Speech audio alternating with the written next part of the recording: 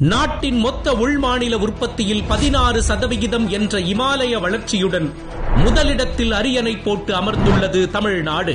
இதைச் சொன்னது தனிப்பட்ட அமைப்போ அரசியல் கட்சியோ தமிழ்நாடு அரசோ அல்ல, மத்திய நிர்வாக குழுவால் நிர்வகிக்கப்படும் ரிசர்வ் வங்கி வெளியிட்ட தகவல்தான் இது.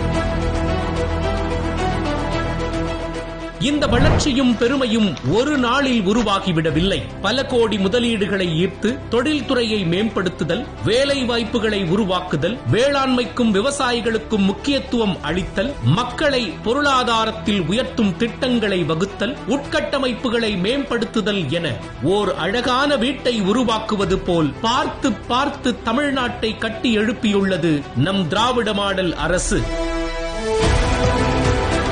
ஒன்றிய அரசின் ஆதரவோ நிதி பங்களிப்போ இல்லாமல் அடைந்திட்ட இந்த உச்சம் முதலமைச்சர் மு.க.ஸ்டாலின் அவர்களது தொலைநோக்கு பார்வைக்கும் நிர்வாக திறனுக்கும் கிடைத்திட்ட அங்கீகாரம். இயற்றலும் ஈட்டலும் காத்தலும் காத்த வகுத்தலும் வல்லதரசு என்ற வள்ளுவரின் வரிகளுக்கேற்ப இன்று இந்தியாவிலேயே வேகமாக வளரும் மாநிலமாக உருவெடுத்துள்ளது தமிழ்நாடு.